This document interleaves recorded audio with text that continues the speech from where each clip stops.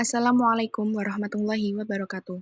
Perkenalkan, nama saya Faradila Afarani Putri dengan NIM 2311010400025, kelas D1, Prodi PGMI, mata kuliah Perencanaan Pembelajaran dengan dosen pengampu Dr. Laila Usriyah, MPDI.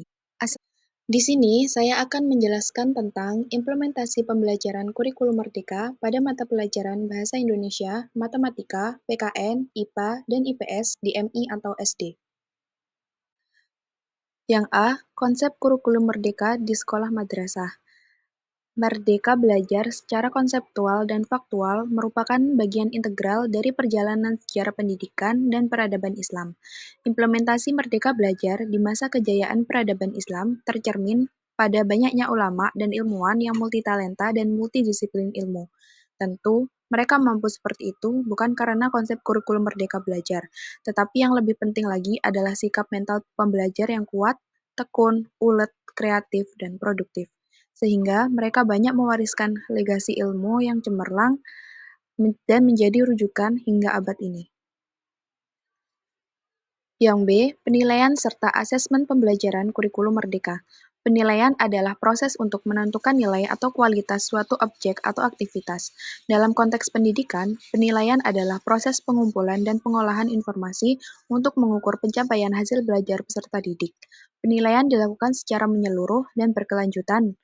Penilaian dapat dilakukan dengan menggunakan instrumen tes maupun non-tes. Asesmen memiliki peran penting dalam proses kegiatan belajar dan mengajar. Secara konseptual, asesmen diartikan sebagai suatu proses atau kegiatan yang sistematis dan berkelanjutan untuk mengumpulkan informasi tentang proses dan hasil belajar siswa guna mengambil keputusan berdasarkan kriteria dan pertimbangan tertentu.